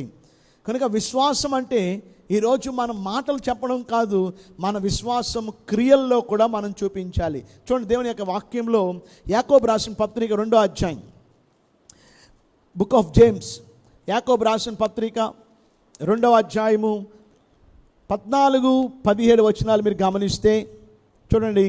నా సహోదరులారా, యాకోబు 2:14, నా సహోదరులారా, క్రియలు లేనప్పుడు ఎవడైనను తనకు విశ్వాసం కలదని చెప్పిన ఏం ప్రయోజనం? అట్టి విశ్వాసం అతను రక్షింపగలదా? సహోదరుడైనను సహోదరి అయినను దిగంబరులై ఆనాటికి భోజనం లేక ఉన్నప్పుడు మీలో ఎవడైనను శరీరమునకు కావలసిన వాటిని ఇయ్యక సమాధానముగా వెళ్ళుడి, చలి కాచుకునుడి, తృప్తి పొందుడని చెప్పిన ఎడల ఏమి ప్రయోజనము? అలాగే విశ్వాసం క్రియలు ఏందైతే అది ఒంటిగా ఉండి మృతమైనదగును. క్రియలు లేని విశ్వాసం మృతం. ఎవరో వచ్చారు, అమ్మా చేరలేదమ్మా, ఓ చేరవమ్మా, అమ్మా ఆకలేస్తుందమ్మా, కొంచెం ముద్ద అన్నం పెట్టమ్మా అని అడిగినప్పుడు క్షేమంగా వెళ్ళు, నీకోసం నేను ప్రార్థన చేస్తాను, సమాధానంగా వెళ్ళు, ఆమేన్ అంటే అది విశ్వాసం కాదండి. మాటల్లో కాదు, క్రియల్లో, చేతల్లో మనం చూపించాలి. అలాగని అన్నం పెట్టమన్నారని ఎప్పుడో 4 రోజులది మా పాసిపోయిందంటారు చూసారా, మీకు అవసరం లేనిది మీరు తినేసి పారేసింది ఏమండి డస్ట్బిన్లో గార్బేజ్లో వేసేది కాదు పెట్టవలసింది. ఏమండి మంచి భోజనం, ఏమండి వీలైతే వేడి వేడి భోజనమైనా పెట్టాలి. అంతేగాని మీరు ఇచ్చే ఏమండి ఎప్పుడో 2-3 రోజులది భోజనం మీరు పెడితే ఆ వ్యక్తికి మేలు చేసేవారుగా ఉండరు, మీరు కీడు చేసేవారుగా ఉంటారు. ఎందుకంటే అది తిని ఆ వ్యక్తి అనారోగ్య పాలవుతాడు, ఆ వ్యక్తి జబ్బును పడతాడు, పాపం అతను ఆకలితో తినేస్తాడు పాపం. కనుక దయచేసి అలా మోసం చేయొద్దు. దయచేసి ఉన్న దాంట్లోనే మంచిగా ఇతరులకి నువ్వు హెల్ప్ చేయాలి, సహాయం చేయండి. హెల్పింగ్ నేచర్ ఉండాలి. ఇతరుల యొక్క అవసరతల్ని మనం చూసేవారిగా ఉండాలి. ఒక సిస్టరు, ఒక బ్రదరు కలిసి స్కూల్ నుంచి వస్తున్నారట. అక్కని తమ్ముడు ప్రతిరోజు వాళ్ళు బస్సులో, సిటీ బస్సులో వారు వెళ్ళడం రావడం జరుగుతుంటుంది. సాయంత్రం స్కూల్ అయిపోయింది, ఇంటికి వస్తున్న సమయంలో జరిగిన విషయం ఏంటంటే ఆ బస్ స్టాండ్ దగ్గరలో ఎదురుగుండా ఒక ముసలాయన పాపం పడిపోయి ఉన్నాడు, కళ్ళు తిరిగి పడిపోయి ఉన్నాడు. అంతలో తమ్ముడు అంటే అక్క తాతగారు పడిపోయి ఉన్నారు, మరి ఈరోజు స్కూల్లో నాకు ఒక అబ్బాయి పుట్టినరోజు అయింది, 2 కేకులు ఇచ్చారక్క, ఆ కేకులు తాతగారికి ఇచ్చేద్దామా? అప్పుడు అక్క అందంట, ఈరోజు మా స్కూల్లో మా క్లాస్లో కూడా పుట్టినరోజు అయింది, నా దగ్గర కూడా ఒక కేక్ ఉంది, సరే ఈ 3 కేకులు తాతగారికి ఇద్దాం, అలాగే వాటర్ బాటిల్లో నీళ్ళు ఉన్నాయి అని చెప్పి ఆ తాతగారి దగ్గరికి వెళ్ళి తాతగారిని లేపారంట. తాతగారు ఒకసారి లేవండి. పాప తాతగారు బాగా నీరసం అయిపోయాడు, పడిపోయాడు. వెంటనే తాతగారు లేచారు. తాతగారు కొంచెం ఏమైనా తింటారా అని చెప్పి ఆ టిఫిన్ బాక్స్లో నుంచి ఆ రొట్టెలు, ఆ కేక్, ఆ 3 కేకులు ఇస్తే ఆయనకి ఎంతో సంతోషం వచ్చిందంట. ఎందుకంటే అమ్మ నేను 2 రోజుల నుంచి భోజనం చేయలేదమ్మా, థ్యాంక్ యూ అమ్మా, వందనాలమ్మా అని చెప్పి ఆ తాతగారు వాళ్ళని బ్లెస్ చేశాడట. ఆ తర్వాత మంచినీళ్ళు ఇచ్చారు, మంచినీళ్ళు తాగాడట. ఈ తాతగారితో ఉన్న టైంలో ఏం జరిగిందంటే వాళ్ళు వెళ్ళవలసిన 5 గంటల బస్సు వచ్చేసింది. అందరూ ఎక్కేశారు, మిగతా పిల్లలు కూడా ఎక్కేశారు, మిగతా బస్ స్టాండ్లో ఉన్న వాళ్ళు అందరూ ఎక్కేశారు, బండి వెళ్ళిపోయింది. వీళ్ళకి వెళ్ళవలసిన బస్సు వెళ్ళిపోయింది. తాతగారు లేచాడు, కూర్చున్నాడు, బాగానే ఉంది. బస్ స్టాండ్ దగ్గర నిలబడ్డారు, 6 అయినా బస్సు రావట్లే. ఇక వీళ్ళు కంగారు పట్టుకుంది ఏమనంటే, ఇప్పుడు ఏం చెప్పాలా, మమ్మీ ఏమో బస్ స్టాండ్ దగ్గర నిలబడుద్ది, ఇప్పుడు మేము దిగకపోతే కర్రెట్టుకుని ఇక మమ్మల్ని మామూలుగా ఉతికేదు అనుకుని భయపడుతూ ఉన్నారు. ఆఖరికి 6:30కి ఇంకో బస్సు వచ్చిందంట. ఆఖరికి 6:30 బస్సులో ఈ చెల్లి అక్కని తమ్ముడు ఆ బస్సు ఎక్కారట. ఆఖరికి ఇంటి దగ్గరలో బస్ స్టాండ్ వస్తున్న సమయంలో బస్ స్టాండ్ దగ్గర రాగానే వాళ్ళు బస్సులో నుంచి చూస్తుంటే ఈసారి బస్ స్టాండ్ దగ్గర మమ్మీ ఒక్కలే కాదంట, డాడీ కూడా నిలబడ్డారట. వీళ్ళకి గుండెల్లో ఇంకా అయిపోయింది, ఇంకా అయ్యమ్మో ఇక మనకి దెబ్బలు తప్ప, ఎందుకంటే ప్రతిరోజు మమ్మీ ఉండేది, ఇప్పుడు డాడీ కూడా ఉన్నారు అనుకుని వాళ్ళు కంగారుతో మెల్లగా బస్ దిగారట. బస్ దిగగానే ఈ 2 పిల్లల్ని చూసి ఈ తల్లిదండ్రులు గట్టిగా వాళ్ళిద్దరిని కౌగిలించుకుని ముద్దు పెట్టుకుని, అమ్మా మీరు 5 గంటల బస్సుకు కదా వచ్చేది, మీరేంటి ఇప్పుడు 6:30కి వచ్చారేంటి, మీరు ఎందుకమ్మా అలా అడుగుతున్నావు, ఏమైందమ్మా అని అంటే, అప్పుడు ఆ తల్లిదండ్రులు చెప్తున్నారంట, మేము ఇప్పుడే టీవీలో బ్రేకింగ్ న్యూస్ చూసాం, మీరు ప్రతిరోజు వచ్చే 5 గంటల బస్సు ఒక పెద్ద లోయలో పడిపోయింది, చాలామందికి గాయాలై హాస్పిటల్ పాలయ్యారు, డాడీ హాస్పిటల్కి వెళ్ళి అంతా వెతికి వచ్చారు, మీరు కూడా అందులోనే ఉంటారేమో, మీరు కనపడలేదు, మరలా ఇంటికి వచ్చాం, మీరు అసలు 5 గంటలకు కదా బస్సు ఎక్కేది, మీరేంటి 6:30కి వచ్చారేంటి? అప్పుడు వాళ్ళు చెప్పారంట, మమ్మీ మేము 5 గంటల బస్సుకే రావాలి, కానీ ఆ మధ్యలో తాతగారు ఒకరు కనపడ్డారు, పాపం చాలా నీరసంగా ఉన్నాడు, మా దగ్గర ఉన్న కేకులు మా దగ్గర ఉన్న మంచినీళ్ళు ఇచ్చి ఆయన పరామర్శించి వచ్చాం, ఆ టైంలో కల్లా బస్సు దాటిపోయింది. చూసారా, ఈరోజు దేవుని బిడ్డలుగా మనం ఎప్పుడు కూడా మన స్వార్థం మన గురించి కాదండి, మన గురించి చూసుకోవడమే కాదు, ఇతరుల గురించి కూడా మనం చూసేవారిగా ఉండాలి. చూడండి, ఒక వాక్యం చదువుతాను చూడండి, లేవియా కాండం. ఈ వాక్యం తప్పగా మీరు అండర్లైన్ చేసుకోండి, రాసుకోండి. లేవియా కాండం 19వ అధ్యాయం. లేవియా కాండం 19వ అధ్యాయం. లేవియా కాండం 19వ అధ్యాయము 18వ వచనం. లేవియా కాండం 19:18. చూడండి, దేవుని యొక్క వాక్యం సెలవిస్తుంది, కీడుకు ప్రతి కీడు చేయకూడదు. ఏంటంటే కీడుకి ప్రతి కీడు చేయకూడదు, నీ ప్రజల మీద కోపం ఉంచకొనక నిన్ను వలే నీ పొరుగువానిని ప్రేమింపవలను. అండర్లైన్ చేసుకోండి, ఎవరి మీద మన కోపాలు, ఎవరి మీద ద్వేషాలు మనకు ఉండకూడదు, కానీ ఏం చేయాలి, నిన్ను వలే నీ పొరుగువాన్ని ప్రేమించాలి, నేను యెహోవాను. చూసారా, ఈరోజు దేవుని బిడ్డలుగా మనం ఆ రీతిగా మనము ఇతరులని ప్రేమించే వారిగా, ఇతరుల కొరకు మనం ఆలోచించే వారిగా మనం ఉండాలి. చూడండి, సామెతల గ్రంథం 19:17లో కూడా మీరు గమనిస్తే, సామెతల గ్రంథం 19వ అధ్యాయము 17వ వచనం. ప్రోవర్బ్స్ 19:17, బీదలను కనికరించువాడు యెహోవాకు అప్పిచ్చువాడు, వాని ఉపకారమునకు ఆయన ప్రత్యుపకారము చెయ్యను. అండర్లైన్ చేసుకోండి అన్నమాట, బీదలను కనికరించువాడు యెహోవాకు అప్పిచ్చువాడు, వాని ఉపకారమునకు ఆయన ప్రత్యుపకారము చేయను. నువ్వు బేదలకు ఉపకారం చేస్తే ఆ బేదవాడు నీకు మరలా ఏమి ఇవ్వకపోవచ్చు, కానీ నువ్వు చేసిన దానికి దేవుడు నువ్వు చేసిన దానికి 100 రెట్లు అధికంగా ఇస్తాడు. నమ్మిన వారు గట్టిగా చప్పట్లు కొట్టండి. ఆమెన్. సో ఈరోజు పాపము ఒమిషన్లో 4వది ఏంటంటే ఇతరుల సహాయము చేయడం, ఇతరులకి సహాయం చేయకపోవడం, ఇతరులకి అవసరతలు చూడకపోవడము కూడా ఏం చెప్పండి పాపము అనే విషయాన్ని మనం తెలుసుకున్నాం. ఇప్పటికి ఎన్ని అయ్యాయండి? 4 విషయాలు అయ్యాయి. 5 చూద్దాం ఒకసారి చూడండి. రోమీలు రాసిన పత్రిక 12వ అధ్యాయము 2వ వచనం. రోమీలు రాసిన పత్రిక 12వ అధ్యాయము 2వ వచనం. Romans 12:2 చూడండి. దేవుని యొక్క వాక్యంలో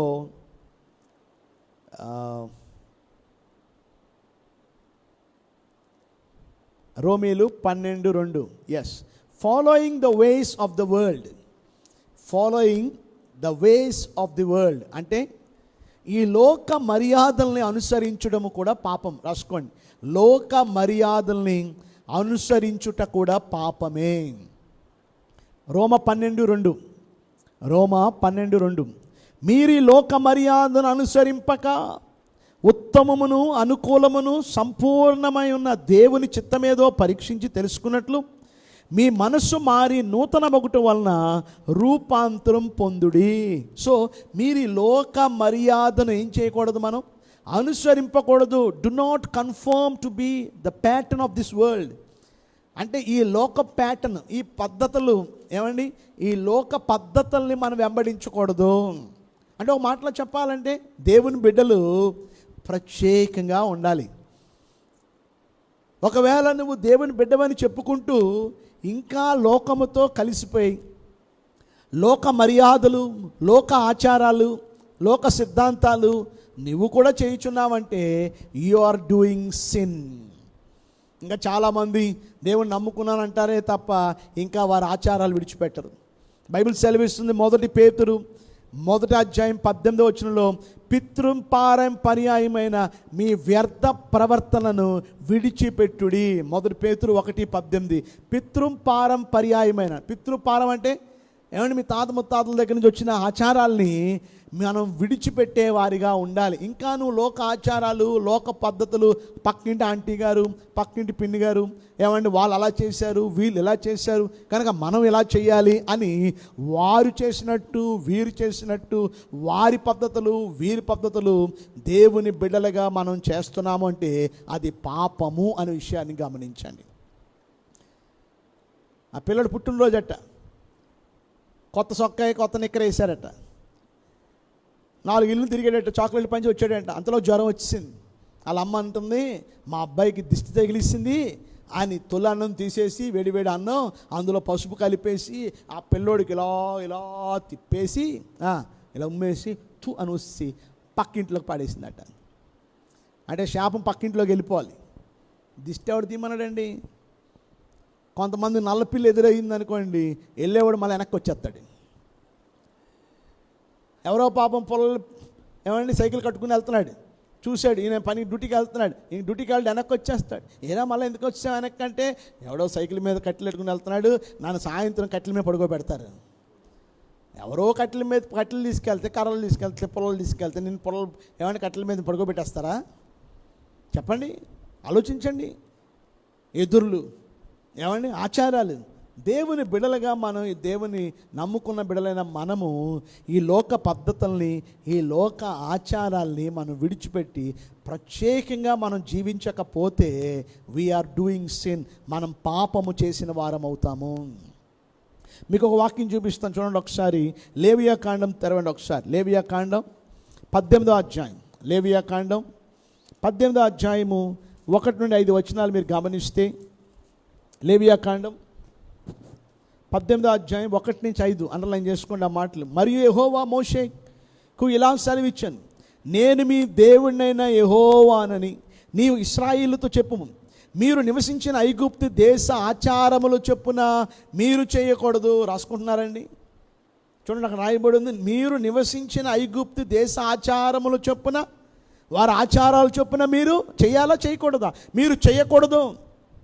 నేను మిమ్మల్ని రప్పించున్న కనాన దేశాచారములు చొప్పున మీరు చేయకూడదు, వారి కట్టడలను బట్టి నడవకూడదు, మీరు నా విధులను గైకొనవలను, నా కట్టడలన్నిటిని బట్టి నడుచుకున్నట్టు వాటిని ఆచరింపవలను, మీ దేవుడగు నేను యెహోవాను, మీరు నా కట్టడలను నా విధులను ఆచరింపవలను, వాటిని గైకొనవాడు వాటి వలన బ్రతుకును, నేను యెహోవాను. సో ఇక్కడ దేవుడు మనకు ఆజ్ఞనిస్తున్నాడు ఏమనంటే, లోక పద్ధతులు, లోక ఆచారాలు, అన్యులు ఏమేమి చేయించున్నారో మీకు తెలుసు, వారు ఏమేమి చేస్తారో మీకు తెలుసు ఏమండి. అవి మనం ఫాలో అవ్వకూడదు, అవి మనం పాటించకూడదు. మనం వేరుగా ఉండాలి, మనం ప్రత్యేకంగా ఉండాలి. ఏది చేయాలన్నా we have to do by prayer, ప్రార్థనతోనే మనం ప్రతిదీ చేయాలి. ఎందుకంటే బైబిల్ సెలవిస్తుంది గలతీ 2:20లో నేను క్రీస్తుతో కూడా సిలువ వేయబడి ఉన్నాను, ఇక జీవించువాడు నేను కాదు, క్రీస్తే నా యందు జీవించున్నాడు. అంటే అర్థం ఏంటంటే, ఈ లోకానికి, లోకపు ఇష్టలకి, ఈ లోకపు సాంప్రదాయాలకి, ఏమండి కట్టుబడులకి, ఈ ఆచారాలకి, మర్యాదలకి మనం ఏమేం చెప్పండి, వీఆర్ డెడ్, మనం చనిపోయాం, సిలువ వేయబడ్డాం. సో ఇక్కడ రాయబడి ఉంది, ఇక జీవించువాడు నేను కాదు, క్రీస్తే నా యందు జీవించున్నాడు. సో ఐదవది లోక పాపాలు, లోక ఆచారాలు, లోక సిద్ధాంతాలు, లోక పద్ధతులు. కొంతమంది ఎవరికి చెప్పకుండా, ఎవరికి తెలియకుండా చేస్తుంటారు. కొంతమంది ఏమండి అటు ప్రార్థన చేస్తారు, ఆ ఆచారాలు చేస్తుంటారు. ఎందుకంటే ఎవరో చెప్పారని, ఎవరో బంధువులు చెప్పారని, ఎవరో చెప్పారని వాళ్ళ మాటలు విని చేస్తుంటారు. అది మనకి మంచిది కాదు, అది మనకి ఆశీర్వాదం కాదు. సో దేవుని బిడ్డలు ఇలాగ లోక పద్ధతులు, లోక ఆచారాలు లాగా మనం బ్రతుకుతే అది కూడా పాపము అనే విషయాన్ని మనం గమనించాలి. మరొకటి చెప్పి నేను ముగిస్తాను. మిగతా వాక్యాలు సోమవారం సాయంత్రం 7:30 మీతో చెప్తాను. చాలామంది ఆదివారాన్నే వాక్యాలు వింటున్నారు. ఏమనంటే మా ఫోన్లు పనిచేయట్లేదు అంటున్నారు కొంతమంది, ముఖ్యంగా సంఘబిడ్డలు.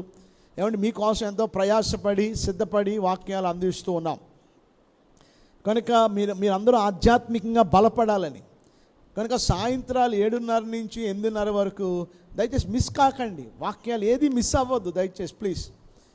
మీ ఫోన్ జీబీని కూడా వ్యర్థంగా ఉపయోగించకుండా వాక్యాల కోసమే దాన్ని మీరు ఉపయోగించండి, అది మీకు ఎంతో ఆశీర్వాదకరంగా ఉంటుంది. సో ఇప్పటివరకు 5 విషయాలు మనం చూసాం. మొదటిది, మేలైనది ఎరిగియు అలా చేయకపోవడం పాపం.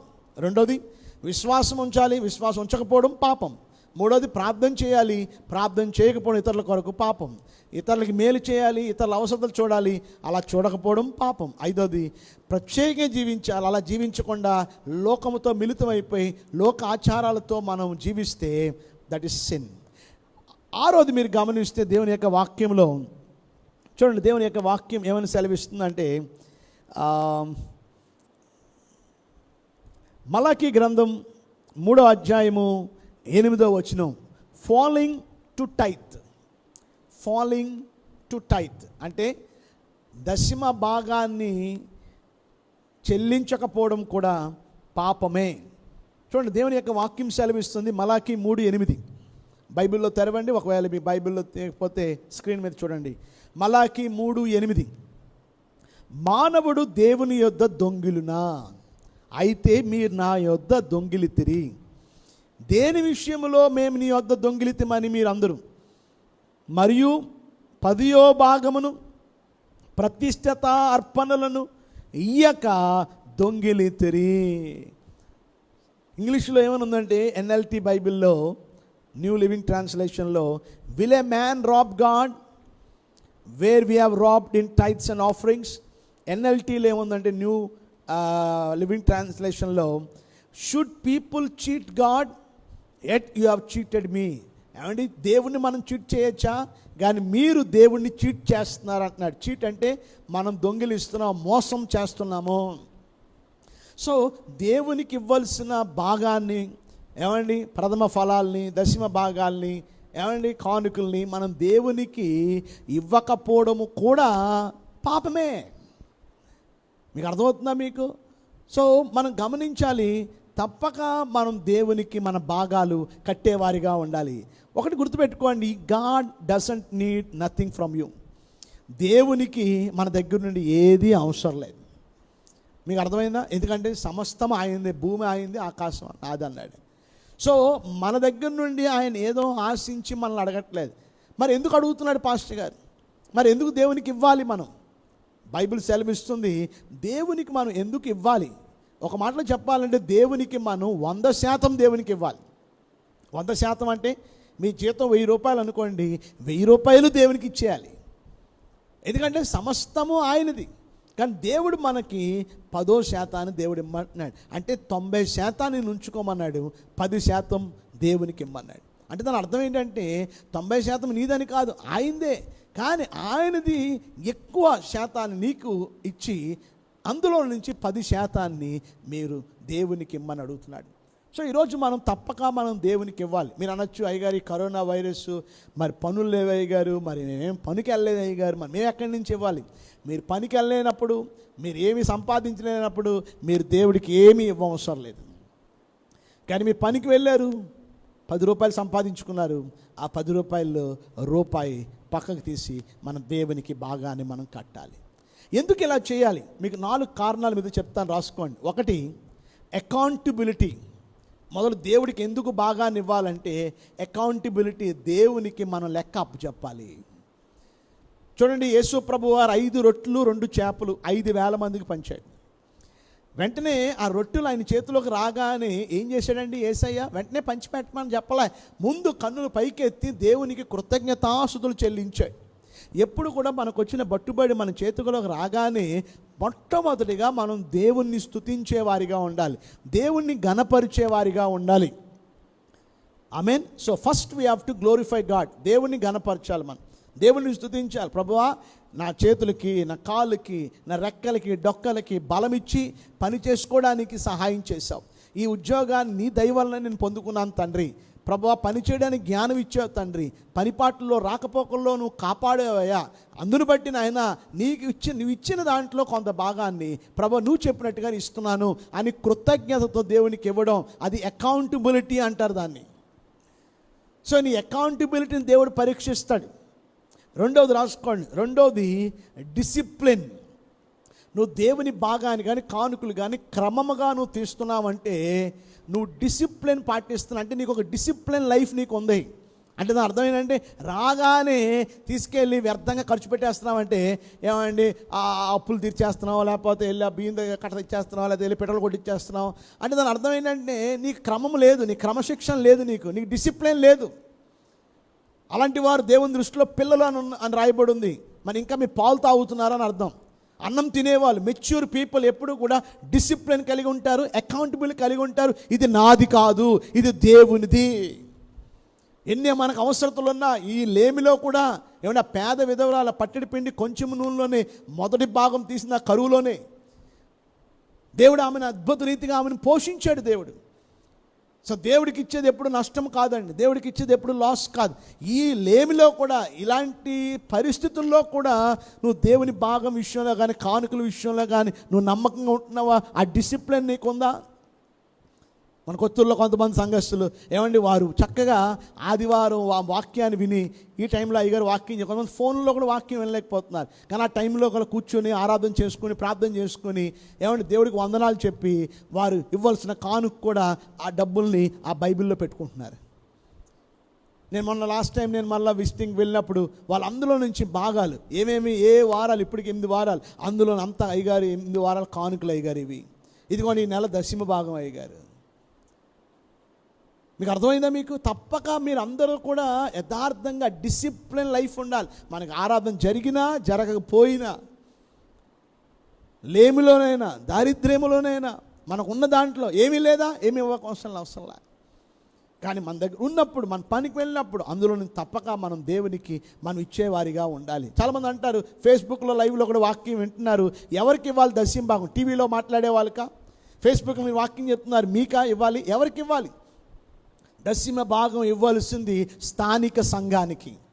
మీరు ఏ సంఘములో అయితే రక్షింపబడ్డారు, ఏ సంఘములో అయితే మీరు బాప్తిసం తీసుకున్నారు, ఏ సంఘములో అయితే మారుమనసు పొందారు, ఏ సంఘములో అయితే వాక్యంలో ప్రతి వారం బలపడుతూ ఉన్నారో అక్కడ మీరు భాగాన్ని కట్టాలి. ఆలోచించండి, మీరు హోటల్లో భోజనం చేశారు, శుభ్రంగా తిన్నారు, వాళ్ళు చక్కగా మంచి మంచి వెరైటీస్తో కష్టపడి మంచిగా ప్రిపరేషన్ చేసి మీకు భోజనం వడ్డించారు ఆ హోటల్లో. ఏమండి అక్కడ కడతారా బిల్లు? ఇక్కడ తినేసి పక్క హోటల్లో కడతారా మీరు? ఎక్కడ తిన్నారో భోజనం అక్కడ కడతాం బిల్లు. అలాగే మీరు ఎక్కడైతే ప్రతిదినం ప్రతి వారం ఆత్మీయమైన ఆహారాన్ని భుజిస్తున్నారో అక్కడ ఆ మందిరములో ఆ సంఘములో మీరు కట్టాలి. ఈ ఫేస్బుక్ లైవ్ ద్వారా వాక్యాన్ని ఎంతోమంది వింటున్నారు. మీ భాగాలు నాకు కట్ట అవసరం లేదు. మీ మందిరాల్లో మీ దైవ సేవకుడి దగ్గరికి వెళ్ళి ప్రార్థన చేసుకుని అక్కడ మీరు కట్టాలి. కానీ ఎస్ఐసిలో ఉన్న ఈ సంఘాలు, ప్రత్యేకంగా 3 సంఘాల్లో ఉన్నవారు మీ భాగాలు మీరు ఇక్కడ కట్టాలి. ఇది డిసిప్లిన్ అంటారు, ఇది క్రమశిక్షణ అంటారు. మొదటిది అకౌంటబిలిటీ, రెండవది క్రమశిక్షణ, మూడవది ఆనెస్టీ. ఆనెస్టీ అంటే యథార్థత. సో దేవుని భాగం కట్టడం వలన నువ్వు ఆనెస్టీ చూపిస్తున్నావు, యథార్థత చూపిస్తున్నావు. ఈరోజు నీకు ఎంత వస్తుందో నాకు తెలీదు, నీ భార్యకు తెలియదు, నీ బిడ్డలకు తెలియదు. కానీ నీ భార్య ఏం చేస్తుంది? నువ్వు ఎంత ఇస్తావో అందులో నుంచి భాగం తీసి కడుతుంది. కానీ నువ్వు ఆనెస్టీగా ఉంటున్నావా? కొంతమందికి వాళ్ళు 2000 వస్తే వాళ్ళు ఏం చేస్తారు? 1000 రూపాయలు భాగం తీస్తారంటే 100 రూపాయలు ఇస్తారు. అది అబద్ధం అవుద్ది, అది అసత్యం అవుద్ది, అది ఇంటిగ్రిటీ కాదు. సో ఈరోజు దేవుని భాగం విషయంలో కూడా మూడవది ఆనెస్టీ కలిగి ఉండాలి. మొదటిది అకౌంటబిలిటీ, రెండవది డిసిప్లిన్, మూడవది ఆనెస్టీ, నాలుగవది ఫెయిత్ఫుల్నెస్, నమ్మకత్వం. సో మనలో నమ్మకత్వం ఉండాలి. నమ్మకమైన వానికి దీవెనలు మెండుగా కలుగునని దేవుని వాక్యం సెలవిస్తుంది. వెదజల్లి అభివృద్ధి పొందువారు కలరు, తగిన దానికన్నా తక్కువ ఇచ్చి లేమికొచ్చిన వారు కలరు. సో దేవుని బిడలుగా మన జీవితాల్లో నమ్మకంగా మనం ఉండేవారిగా ఉండాలి. చూడండి, బైబిల్లో అబ్రహాము గురించి మనం చూస్తే దేవుని యొక్క వాక్యం సెలవిస్తుంది. ఆదికాండం ఒకసారి చూడండి, ఆదికాండం 14:20లో చూడండి, నీ శత్రువులు నీ చేతికి అప్పగించిన సర్వోన్నతునకు దేవుడు స్తుతింపబడును గాక అని చెప్పాను. అప్పుడు అతడు అన్నిటిలో ఇతనికి 10వ వంతు ఇచ్చాను. అబ్రహాము అన్నిటిలో దేవునికి 10వ వంతు ఇచ్చాడు. ఏమండి మెల్కీసెదెకు గన్ను ఏమండి ఇక్కడ పెట్టి ఏమండి ఇస్తావా చస్తావా అని ఏమైనా గురిపెట్టి ఏమైనా బలవంతం చేశాడంటారా? చేయలేదు. అబ్రహాము తన ఇష్టపూర్వకంగానే దేవునికి ఇవ్వాల్సిన 10వ భాగాన్ని ఇచ్చాడు. అందుకే దేవుడు అబ్రహాముని ఆశీర్వదించాడు. ఆశీర్వాదాల కోసం కాదు మనం దేవుడికి ఇవ్వాల్సింది, కానీ నీ అకౌంటబిలిటీతో దేవుడికి ఇచ్చినప్పుడు తప్పక దేవుడు నిన్ను దీవిస్తాడు. బైబిల్లో లోతు అలా చేయలేదు. లోతు దేవుడికి ఎప్పుడు కట్టలేదు, లోతు ఎప్పుడు దేవుడికి బలిపీఠం కట్టలేదు, లోతు ఎప్పుడు దేవుడికి భాగం కట్టలేదు. అతను సంపాదించింది అంతా కూడా అతను పోగొట్టుకున్నాడు అంతే. ఎలా వచ్చిందో అలాగే వెళ్ళిపోయింది అంతే. సో ఈరోజు ఫాలింగ్ టు టైత్, 10వ భాగాన్ని, ప్రథమ ఫలాల్ని, ఏమండి కానుకల్ని దేవునికి ఇవ్వకపోవడం కూడా అది కూడా పాపము. ఇవి నా మాటలు కాదండి, దేవుని వాక్యంలోని మీతో చెప్తూ ఉన్నాను. నీ రాబడి అంతట్లో ప్రథమ ఫలము నీ ఆస్తిలో భాగమునిచ్చి యెహోవాను గణపరచుము. అప్పుడు నీ కొట్లలో ధాన్యం సమృద్ధిగా ఉండును, నీ గానుల్లో నుండి క్రొత్త ద్రాక్షారసం పైకి పొర్లి పారును. నీ భాగం, మొదటి భాగం ఏమండి 10వ భాగం అంతా అయిపోయిన తర్వాత తీయడం కాదు. నీకు వచ్చిన దాంట్లో ముందు దేవుడి భాగం తీసిన తర్వాతనే మిగతాది వాడాలి. అలాగే నీ ఉద్యోగం చేస్తావు, మొదటి జీతం వచ్చింది. ఆ మొదటి జీతాన్ని నువ్వు ఉంచుకోవడానికి కాదు, నీ మొదటి జీతాన్ని నువ్వు వాడుకోవడానికి కాదు, ఆ మొదటి జీతాన్ని నువ్వు దేవునికి ఇవ్వాలి. అలాగే మీ యొక్క ప్రథమ ఫలాలు, నీ చెట్లలో మొదటి కాయలు దేవునికి ఇవ్వడం. ఏమండి ధాన్యంలో మొదటి పంట నువ్వు దేవునికి చెల్లించడం, దేవునికి ఇవ్వడం. ఈరోజు తప్పక మనం ఈ కరోనా వైరస్లో కరెంటు బిల్ ఏమండి చాలా ఎక్కువ వచ్చింది, అయినా కడుతున్నావా లేదా, చెల్లిస్తున్నావా లేదా? ఏమండి చెప్పండి. మరి కరెంటు బిల్ ఎలా చెల్లిస్తున్నామో మరి దేవుని భాగం విషయంలో కూడా అంత ఖచ్చితంగా రోషం కలిగి దేవుని విషయంలో మనం ఉంటున్నామా? కొంతమంది ఎంతో నమ్మకంగా వారు ఫోన్పే ద్వారాగాను గూగుల్ పే ద్వారా చేస్తున్నారు. కొంతమందికి అవన్నీ మాకు తెలియదు అయ్యగారు అనే వాళ్ళు బైబిల్లో పెట్టుకుని కవర్లో పెట్టుకుని అప్పుడప్పుడు మధ్యలో వచ్చి ప్రార్థన చేయించుకుని కానుక 10వ భాగం కట్టేసి వెళ్ళిపోయిన వాళ్ళు ఉన్నారు. ఈరోజు ఫెయిత్ఫుల్గా ఉందాం, అకౌంటబుల్ కలిగి ఉందాం, డిసిప్లిన్ కలిగి ఉందాం, ఏమన్నా ఆనెస్టీ కలిగి ఉందాం. ఆమేన్. దొరగారు ఆఫ్రికా ఖండంలో ఇలాగే వాక్యం చెప్తూ ఉంటే ఆ వాక్యం అయిపోయిన తర్వాత తెల్లవారుజామున ఒక చిన్న కుర్రోడు చిన్న నిక్కర వేసుకుని, కనీసం బనీలు కూడా లేదట, నిక్కర వేసుకొని ఆ పాస్టర్ గారు ఉండే గది తలుపు కొడుతున్నాడట, గట్టి కొడుతున్నాడట. గట్టి కొడుతుంటే వెంటనే పాస్టర్ గారు తలుపు తీశారంట. తీస్తే ఈ కుర్రాడు చేతిలో ఒక పెద్ద చేప, 5 కేజీలు ఉంటుంది అనుకుంటా చేప, పెద్ద చేప పట్టుకుని నిలబడ్డట. అప్పుడు వెంటనే పాస్టర్ గారు అడిగారంట, ఏందయ్యా చేప తెచ్చావనంటే, అయ్యగారు ఇది నా దశమ భాగం మొదటిది మీకు ఇవ్వాలని మీరు నిన్ను చెప్పారు కదా అయ్యగారు, దేవుడికి ఇవ్వాలని, అందుకే మీకు పట్టుకొచ్చాను అయ్యగారు. అప్పుడు వెంటనే పాస్టర్ గారు అంట, వెరీ గుడ్, నీ నమ్మకత్వాన్ని బట్టి నేను ఎంతో సంతోషిస్తున్నాను. సరే నువ్వు ఒక చేప ఇచ్చావు కదా, మిగతా 9 చేపలే.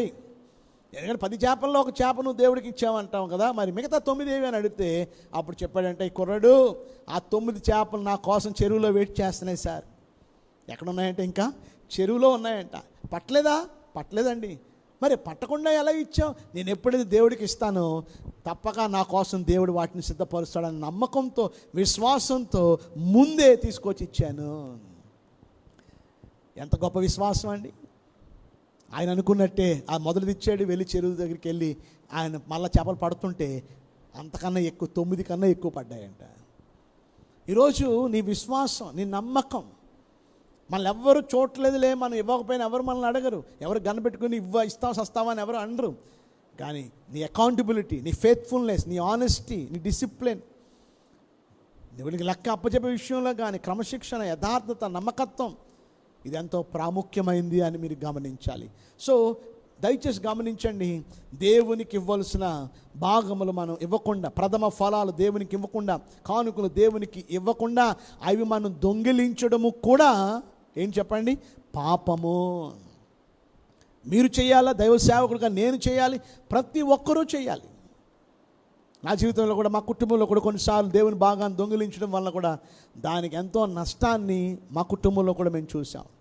మా తల్లిగారు మాత్రం ఆమె నేర్చుకున్న పాఠం, ఆమె రక్షించబడిన నాటి నుండి ఎప్పుడు కూడా దేవుని భాగాన్ని వారు దొంగిలించేవారు కాదు. యథార్థంగా దేవుని భాగాన్ని దేవునికి కట్టేవారు.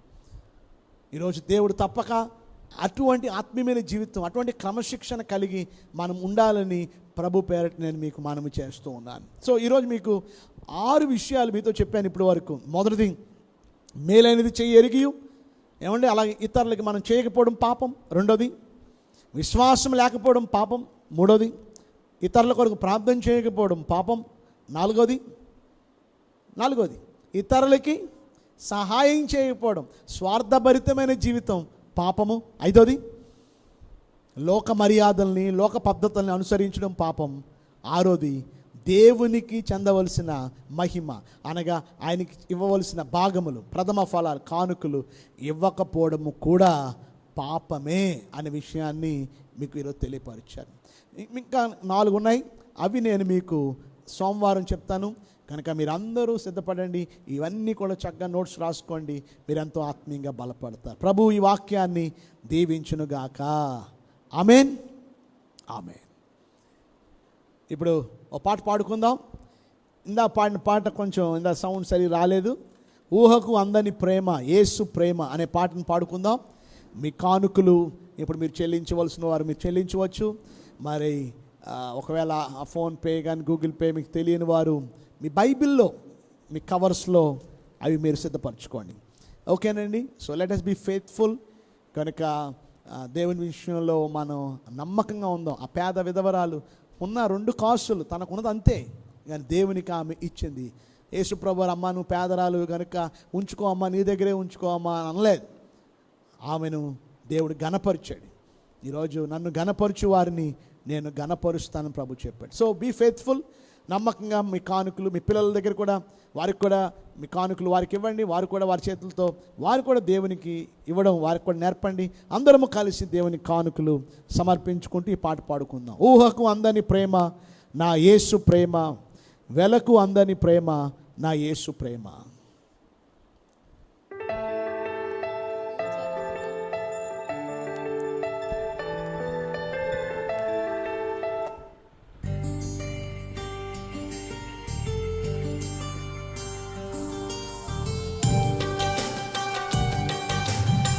అందరం కలిసి పాడుకుందాం.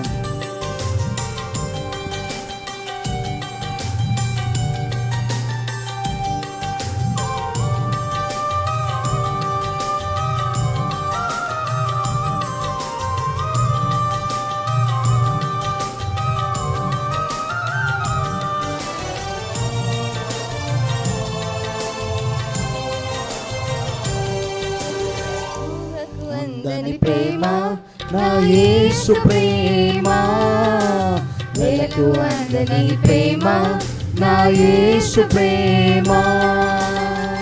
తరాలెన్ని మారినా, యుగాలెన్ని గడిచినా, జగన మారనిది యేసు ప్రేమ.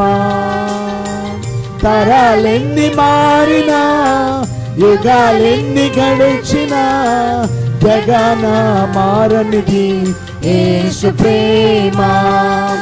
ప్రేమ ప్రేమ నా యేసు ప్రేమ, ప్రేమ ప్రేమ నా తండ్రి ప్రేమ, ప్రేమ ప్రేమ నా యేసు ప్రేమ, ప్రేమ ప్రేమ నా తండ్రి ప్రేమ.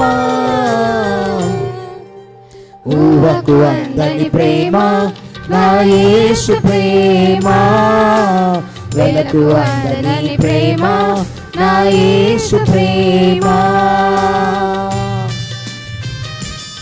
మనిషిని మనిషి ప్రేమించుటకు స్వార్థం మూల కారణం. దేవా, నీవు ప్రేమించుటకు నీ కృపే కారణం. చప్పట్లతో ఈ పాటను అర్థం చేసుకుని పాడదాం.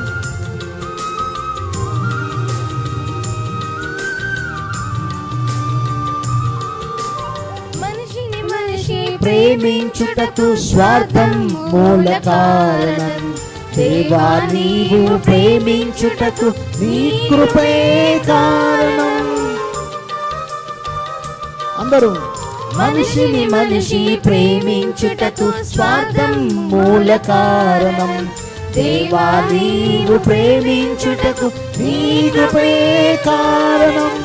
మనిషిని మనిషి ప్రేమను కూడా అందాలు వీగినా, యేసు ప్రేమ మారదు. మనుషులు మారినా, మమతలు మారినా, బంధాలు వీగినా, యేసు ప్రేమ మారదు.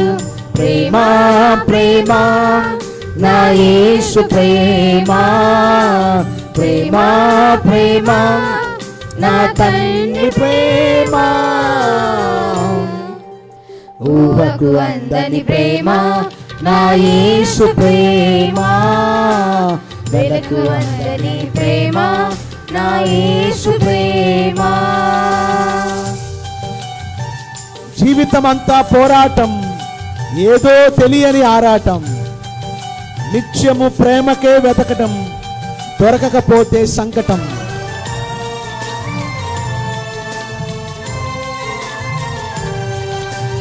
జీవితమంతా పోరాటం, ఏదో తెలియని ఆరాటం. నిత్యము ప్రేమను వెతకటం, దొరకకపోతే సంకటం. జీవితమంతా పోరాటం, ఏదో తెలియని ఆరాటం. నిత్యము ప్రేమకు వెతకటం, దొరకకపోతే సంకటం. మనుషుల ప్రేమ కొంచెం, ప్రేమకు కూడా లంచం. యేసు ప్రేమ శాశ్వతం, జీవితానికి సార్థకం. మనుషుల ప్రేమ కొంచెం, ప్రేమకు కూడా లంచం. యేసు ప్రేమ శాశ్వతం, జీవితానికి సార్థకం. ప్రేమ ప్రేమ నా యేసు ప్రేమ, ప్రేమ ప్రేమ నా తండ్రి ప్రేమ. ఊహకు అందని ప్రేమ నా యేసు ప్రేమ, వెలకు అందని ప్రేమ నా యేసు ప్రేమ.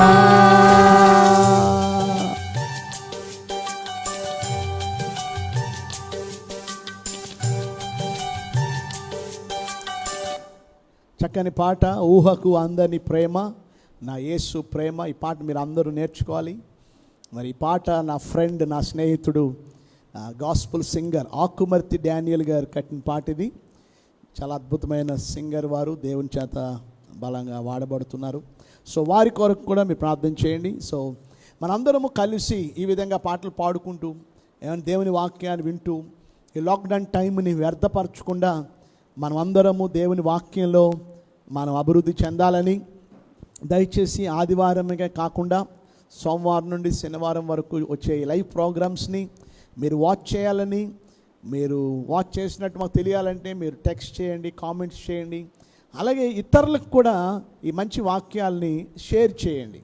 ఎందుకంటే మన ఒక్కరమే బలపడడం కూడా పాపమే అని నిన్న వాక్యంలో మనం విన్నాం. కనుక ఇతరులకు మనం షేర్ చేద్దాం, ఆత్మీయంగా మన భక్తిలో ఎదుగుదాం. ఆమేన్. అందరు కళ్ళు మూసుకున్నట్లయితే ప్రార్థన చేసుకుందాం, ఈ ఆరాధనని మనం ముగించుకుందాం. ప్రభువా మీకు స్తోత్రాలు. ఈరోజు పాపము అంటే తప్పు చేయడమే పాపము మాత్రమే కాదు, మంచిని చేయకపోవడం కూడా పాపం, తెలిసినవి చేయకపోవడము కూడా పాపమే. మేలైనది చేయి ఎరిగియో అలా చేయని వానికి పాపము కలుగునని మీ వాక్యం సెలవిస్తుంది. కనుక ఇతరులకి మేలు చేయవలసిన మేము కీడు చేసేవారిగా ఉంటున్నామేమో తండ్రి, మేలు చేసే మనసు మాకు దయచేయండి. రెండవదిగా ప్రభువా విశ్వాసము ఉంచాలి. విశ్వాసం ఉంచకపోవడం కూడా పాపమే అని చెప్పారు. మా విశ్వాసాన్ని వృద్ధిపరచండి, అభివృద్ధి చేయండి. ప్రార్థన చేయకపోవడం పాపం అన్నారు. మా కొరకే కాకుండా ఇతరుల కొరకు ప్రార్థించే జీవితాన్ని మాకు దయచేయండి. ఇతరులకి సహాయం చేయడం అన్నారు. ఇతరులకి సహాయం చేయకపోవడం కూడా, ఇతరుల అవసరతలు చూడకపోవడం కూడా పాపం అన్నారు. కనుక స్వార్థభరితమైన జీవితాన్ని తీసివేసి మాకున్న దాంట్లోనే కనీసం కొంతమందికైనా మేము హెల్ప్ చేసేవారిగా, సహాయం చేసేవారిగా మంచి మనసులు మాకు దయచేయమని ప్రత్యేకంగా ప్రార్థిస్తున్నాము తండ్రి. అంతేకాదు ప్రభువా, లోక పద్ధతులు, లోక ఆచారాలను విడిచిపెట్టి ప్రభువా ప్రత్యేకంగా ఉండాలి. లోక సిద్ధాంతాల ప్రకారం మేము జీవిస్తే అది పాపము అని మీరు సెలవిచ్చారు. దేవుని బిడ్డలు ప్రత్యేకత కలిగి ఉండాలని, ఎందుకంటే క్రీస్తు చేత సిలువ వేయబడిన మేము, క్రీస్తుని కలిగి ఉన్న మేము ఈ లోకంలో వేరుగా ప్రత్యేకంగా సెట్ అపార్ట్ అన్నారు. వేరుగా ఇతరులతో రాజీ పడకుండా, రాజీ పడలేని భక్తి జీవితాన్ని మేము కలిగి మేము ముందు కొనసాగడానికి సహాయం చేయండి. అదే సమయంలో మా రాబడిలో మా ప్రథమ ఫలాలు, మా దశమ భాగాలు, కానుకలు యథార్థంగా లేమిలో కూడా, ఈ కరోనా వైరస్ సమయంలో కూడా నమ్మకంగా మీకు సమర్పిస్తున్న బిడ్డలను దీవించండి. అందరూ అలాగ నమ్మకంగా ఉండడానికి సహాయం చేయండి తండ్రి. ప్రతి ఒక్కరికి పనులు దయచేయండి. ఏ కుటుంబంలో లోటు లేకుండా సహాయం చేయండి. నాకు ఇచ్చి నన్ను శోధించండి అన్నారు. పట్టజాలనంత విస్తారమైన దీవెనలు కుమ్మరిస్తానన్నారు. ఎవరైతే యథార్థంగా నమ్మకంగా ఉంటున్నారో ప్రతి బిడ్డని అత్యధికంగా ఆశీర్వదించండి. ఏ కుటుంబంలో ఏ లోటు లేకుండా, ఏ దారిద్ర్యము లేకుండా ప్రతి బిడ్డల్ని ఆత్మీయంగా, ఆధ్యాత్మికంగా, శారీరకంగా, ఆర్థికంగా పోషించండి. వారి ప్రతి అవసరంలో కాపాడండి. ఏదో ఆదివారి విని వెళ్ళిపోయే వారిగా ఉండక నామకార్థ జీవితాన్ని విడిచిపెట్టి స్వచ్ఛమైన వాక్యాన్ని ప్రేమిస్తూ ప్రతిరోజు మీ వాక్యంలో, భక్తిలో, ప్రార్థనలో మేము అభివృద్ధి చెందే బిడ్డలుగా సిద్ధపరచండి. నాతో కలిసి ఫేస్బుక్ లైవ్లో ఆరాధనలో ఏకీభించిన మా ప్రియమైన బిడ్డలందరి కోసం పేరు పేరున వారి బిడ్డలు, వారి కుటుంబాలు కోసం ప్రార్థిస్తున్నాం. అనారోగ్యాలను కూడా మీరు ముట్టి స్వస్థపరచండి. సంపూర్ణమైన ఆరోగ్యాలతో నింపి త్వరలో ఆరాధనలు ప్రారంభింపబడి మేమందరం కలిసి మిమ్మల్ని ఆరాధించే భాగ్యాన్ని మాకు దయచేయండి. ఈ కరోనా వైరస్ని దూరపరచండి. ఎవరికి ఎటువంటి వైరస్ సోకకుండా మీ యొక్క రక్తముతో మమ్మల్ని అందరినీ ప్రోక్షించి మమ్మల్ని పవిత్రపరిచి నాయన పరిశుద్ధముగా నాయన మీ యొక్క కాపుదలలో మమ్మల్ని అందరినీ భద్రపరచమని యేసు నామములో వేడుకొనుచున్నాము తండ్రి. ఆమేన్. మన ప్రభువైన యేసుక్రీస్తు వారి కృప, తండ్రి దేని వారి యొక్క ప్రేమ, పరిశుద్ధాత్మిక నిన్ను సహవాసము నిత్యం మన అందరికీ సదాకాలము తోడై ఉండునుగాక. ఆమేన్. మీ పక్కన వారికి సెకండ్ ఇవ్వండి. పక్కన వారికి వందనాలు చెప్పండి. ఓకే, అందరికీ వందనాలండి. God bless. సెకండ్ ఇవ్వడం మేము వద్దులేండి, సెకండ్ వద్దులేండి, కనీసం వందనాలు చెప్దాం. ఓకేనండి, వందనాలు. God bless you.